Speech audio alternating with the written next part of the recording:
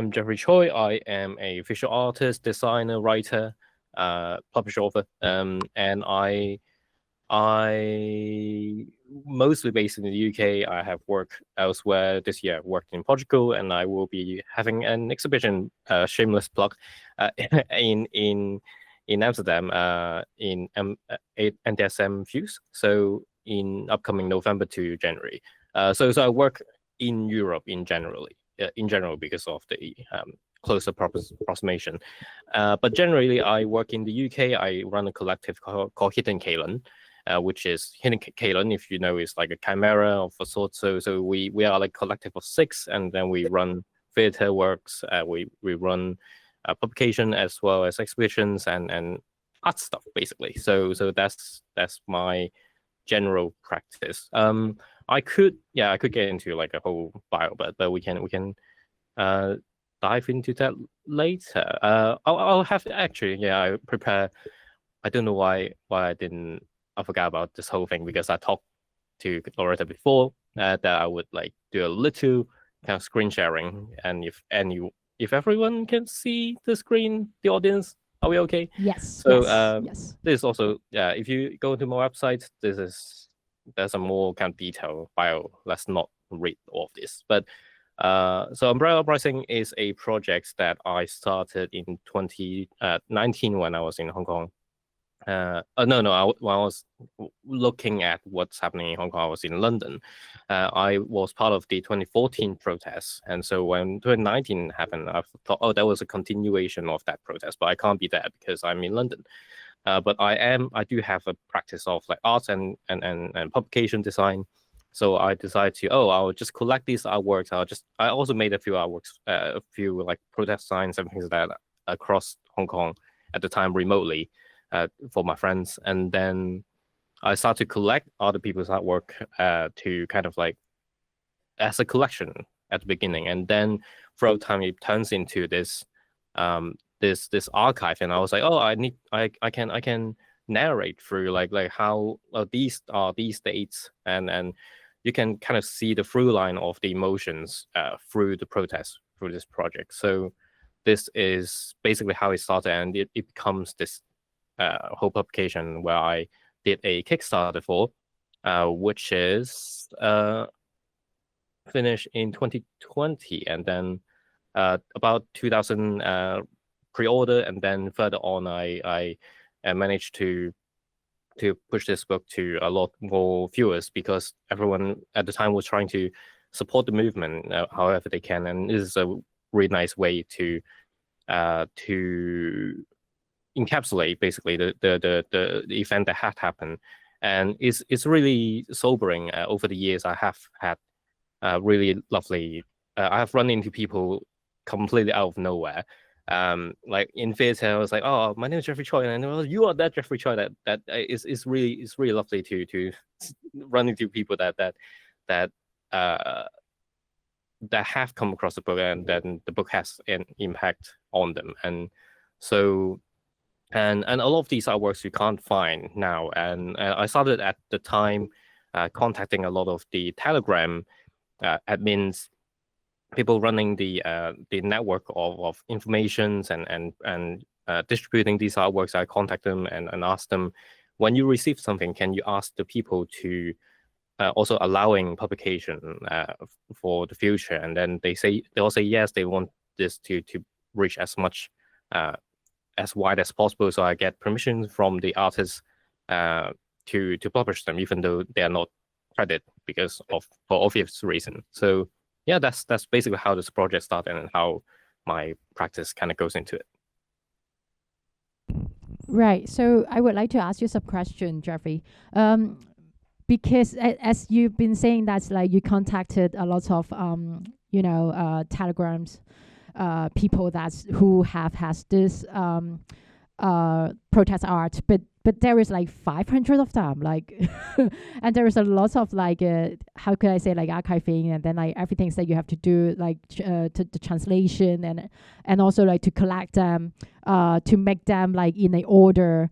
But then you actually like kind of manage it to like finish everything in a very short time, right? So like is it just one man band, or like there is like more people are helping with the whole organization There work? is a whole team of people at the time working with me.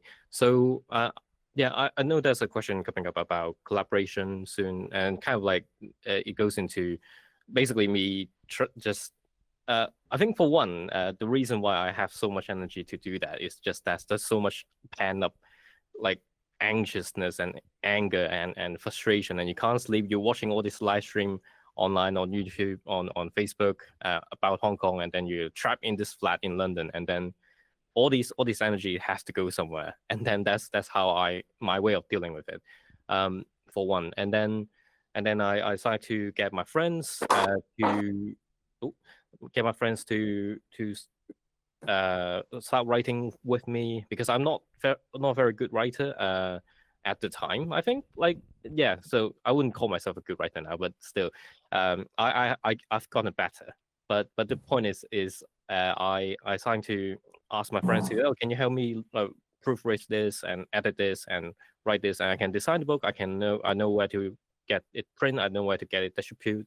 I can run the Kickstarter. I can so basically doing what you can is the through line of that, and that there are a team of people that obviously I put in like aliases in the first page of the book, which covers so yeah, basically that. I don't know if being focused is not, but I do kind of most of the work, but also a lot of people are very gracefully helping me with the project basically, and it's yeah, it's quite something to work on, and yeah, I think that's Did you actually face some like copyright problem? Like for example, you really like that art, but then you couldn't find the artist, and then you didn't get like the consent.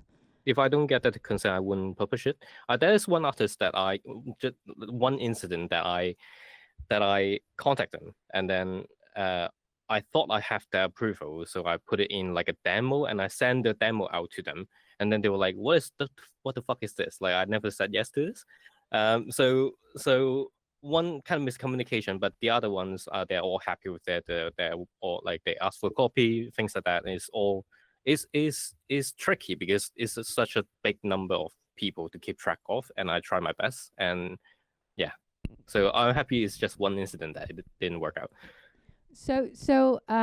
Well, honestly, like it's already been like 6 years or like 6.5 years for the Hong Kong movement. But then like what I would see, like because like today we also like talk about if he's here, like he's working in the IISH, and then like he's like doing also like some archive of the umbrella movement time that's in the International Institute of the Social History, like in Amsterdam. Like so we have our guest here today.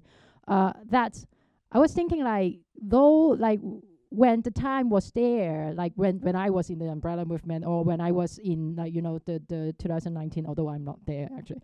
So I mean like at the moment you probably wouldn't think of like, did you actually think of this work actually you are showcasing not just for the people at the moment, not just in Hong Kong, but of course like all over the world, but then you're actually showcasing this thing to like 2 decades later, like is it like already in your mind at the moment? Not as far, but I did initially wrote the book when I basically began the book with an introduction, basically give a little bit of context about like how this came to be, like where like the little short history of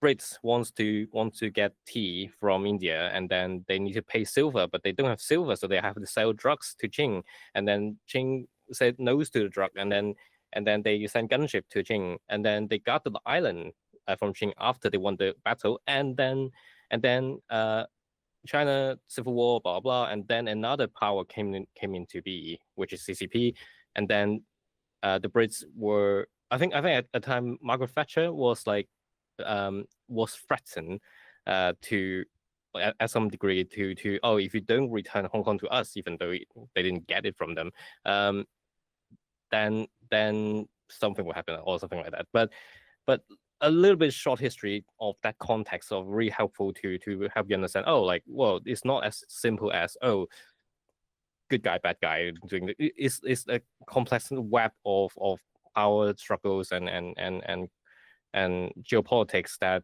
are also kind of lazy administration process of like the Brits were setting up this agreement of like they literally says 99 years is a good amount of years so that we don't have to deal with it essentially. So it becomes this ginormous bubble of like they yeah, it's such a fascinating thing. So I wrote that just to in the as in the purpose of like trying to get this story to be as accessible as possible. I think the second biggest part of it is that when you read kind of news stories of what happened in Hong Kong, you don't get to know what people are actually feeling about. Like you can see, oh, like police sending riot squads to this location. They send like water truck this area.